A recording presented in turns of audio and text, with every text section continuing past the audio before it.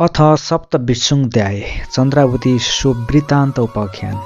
कुमारजी आज्ञा गर्नुहुन्छ अगस्त्य मुनि। त्यहाँपछि चन्द्रावतीले बगाएका 8 रोटीमा 4 रोटी नागिनीले पाएर हातमा लिए। यस्तो अपूर्व रोटी कसले बगाएछ? मेरा पति घर छैनन्, 12 वर्ष भयो, कहाँ गए पत्ता छैन।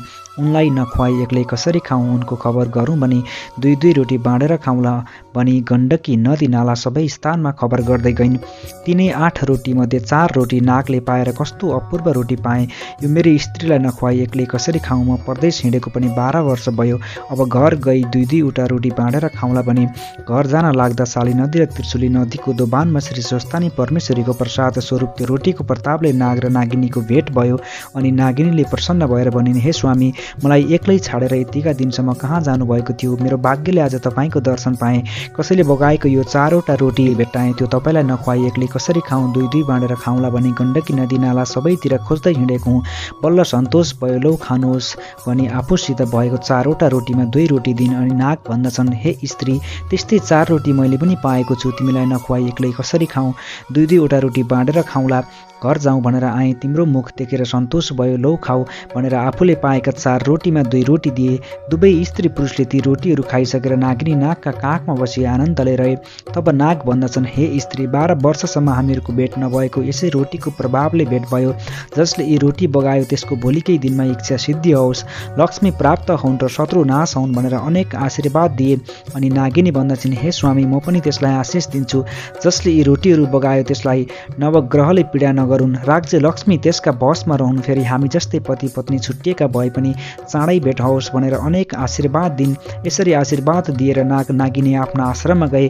त्यसपछि लावण्य देशका मानिसहरू साली नदीमा स्नान गर्न जाँदा त्यस्ता किसिमले बसेकी चन्द्रावतीलाई देखेर सोधे, तिमी देवकन्या, विद्याधर कन्या अथवा स्वर्गकी अप्सरा रम्भा तिलोत्तमा को हौ? यहाँ एक्लै किन बसेकी? यति लोकहरूले भनेको सुनि चन्द्रावती भन्दछिन्, हे लोक हो, म देवकन्या वा स्वर्गकी अप्सरा होइन, म वरुणपुरका अग्निस्वामीकी छोरी चन्द्रावती हुँ। गोमा ब्रह्माणीका पुत्र नवराजकी पत्नी हुँ। हिजो स्वर्गका अप्सराहरू यहाँ आई श्री स्वस्थानी परमेश्वरीको व्रत गरेर स्वर्ग गए। मैले पनि उनैका संसर्गमा श्री स्वस्थानी परमेश्वरीको व्रत गरेर राति जागराम गरेँ भनिन्। र लावण्य देशका लोकहरूले आश्चर्य मानेर गोमा ब्रह्माणीका पुत्र नवराज त हाम्रो देशका राजा भएका छन्, यो कुरो के कसो राजालाई भन्नुपर्दछ भन्ने सल्लाह गरी नवराजका राजा कहाँ गई।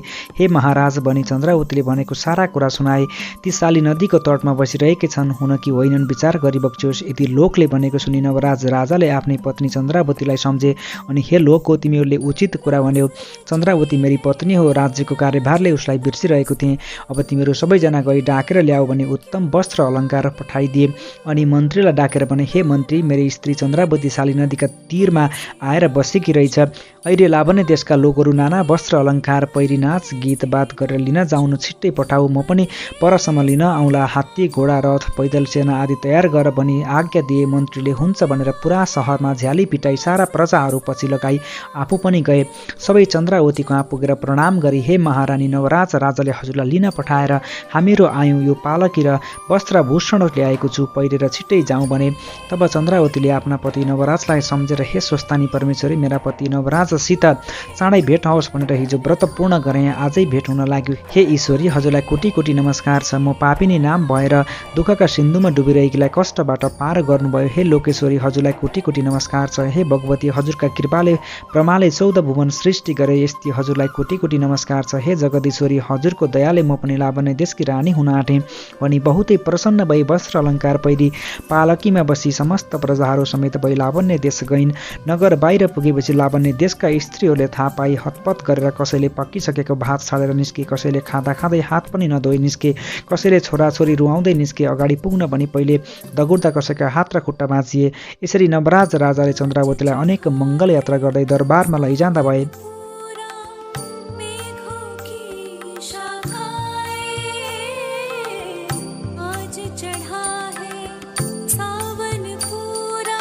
अनि फेरि कुमारजी आज्ञा गर्नुहुन्छ, हे अगस्त्य मुनि, तिमी ध्यानपूर्वक सुन। त्यसपछि चन्द्रावतीले गोमा राजमाता र आफ्ना पति नवराज राजालाई प्रणाम गरिन्। र नवराजले सम्मान साथ बसालेर चन्द्रावतीलाई सोधे, हे स्त्री, मैले तिम्रो मुख नदेखेको आज यतिका वर्ष भइसक्यो। फेरि तिमीलाई ल्याउन भनी डोलेहरू पठाएको थिएँ, ती डोलेहरू पनि आजसम्म फर्केर यहाँ आएनन्। तिमीले पनि आउन धेरै विलम्ब गर्यौ। म राजा भएको तिमीले थाहा पाइनौ कि मैले त राज्यको कार्यभारले तिमीलाई बिर्सिराखेको थिएँ। फेरि साली नदीको तटमा आएर एक्लै किन बसेकी? मलाई त लावण्य देशका प्रजागणले भनेर पो थाहा पाएँ। फेरि तिमी पनि पहिलेकी जस्ती छैनौ, अत्यन्त तेजवती भइछौ। आफ्नो सबै वृत्तान्त सुनाऊ। यति आफ्ना स्वामी नवराज राजाले सोधेपछि प्रसन्न भएकी चन्द्रावती भन्न लागिन्,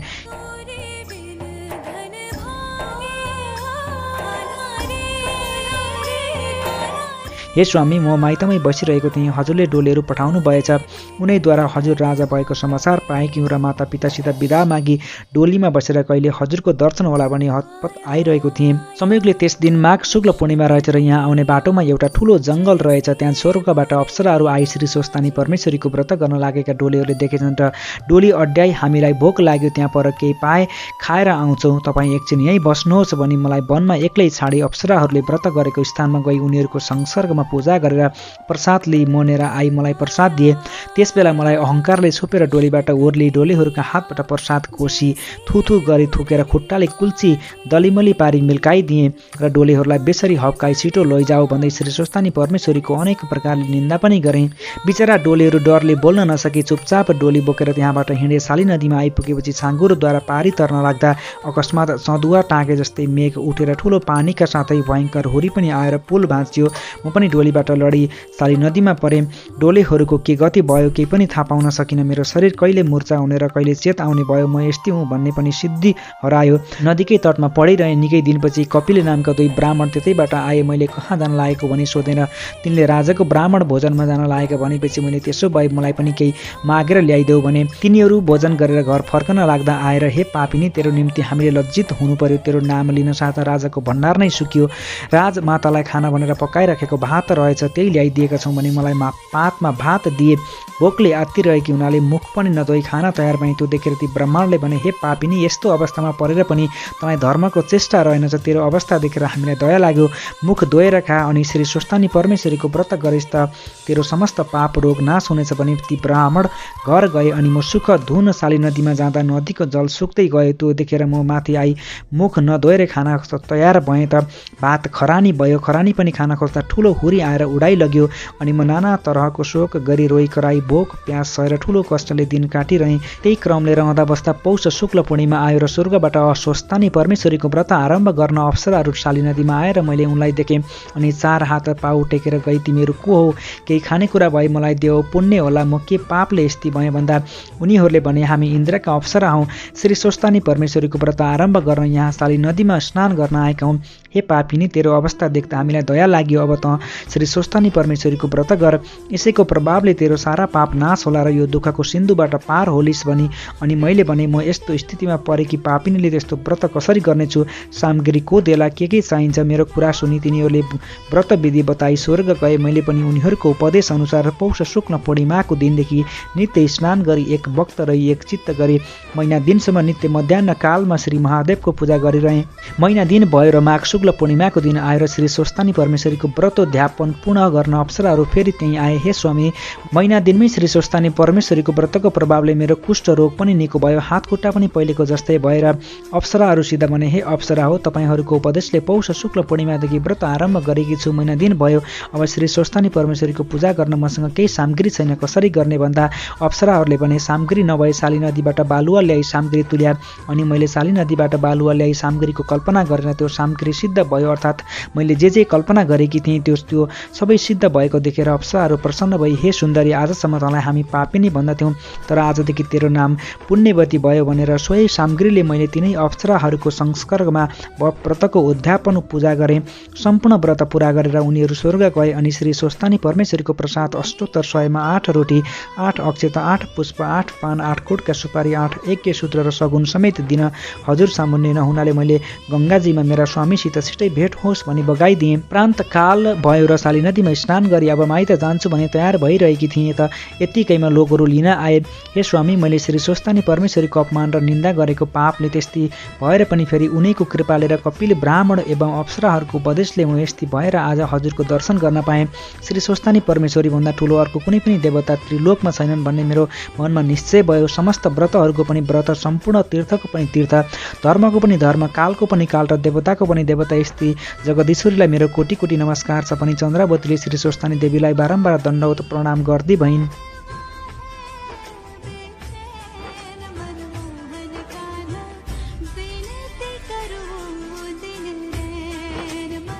इति श्री स्कंद पुराणे केदारखण्डे माघ मात्मे कुमार अगस्त समाते श्री स्वस्थानी परमेश्वर व्रत कथा चन्द्रावती सुवृत्तान्त कथन नाम सप्तविंशोऽध्याय।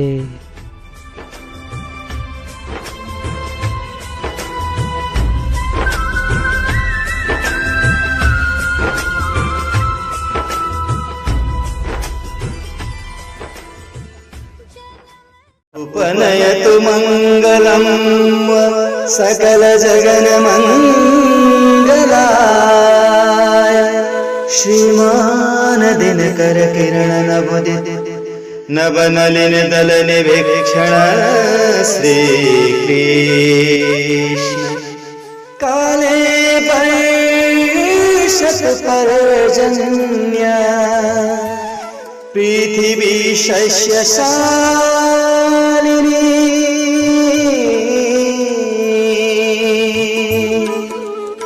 देशोऽयं क्षोभरहितो ब्राह्मणा सन्तु निर्भया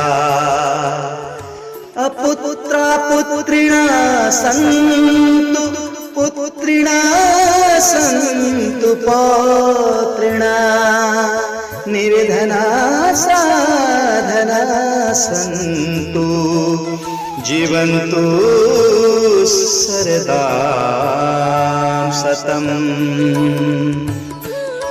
तत्रैव गङ्गा यमुना च तत्र गोदावरी सिन्धु सरस्वती च तीर्थानि सर्वाणि वसन्ति तत्र यत्राच्युतद्वार कथा प्रसंग या कुन्देन्दुसारहार धवला या सुव्यवस्थावृता या वीणाभरदण्डमण्डितकरा या श्वेतपद्मासना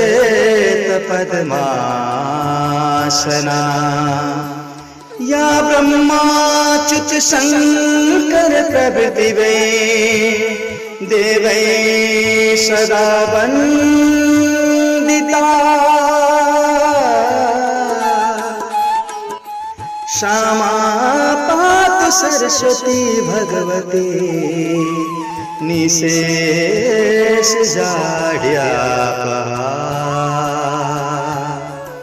कायेन वाचा मनसेन्द्रियर्वा बुद्ध्यात्मना वा प्रकृति स्वभावात् करोमि यद्यत् सकलं परस्मै नारायणायेति समर्पयेत् अनन्या चेतसा भक्त्या श्रुत्यं यच्च कथामृतम् समर्पयामि तत्सर्वं स्वस्थाने परमेश्वरीं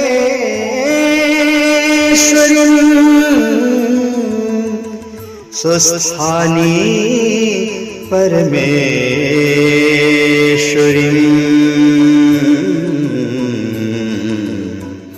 स्वस्थाने परमेश्वरीं।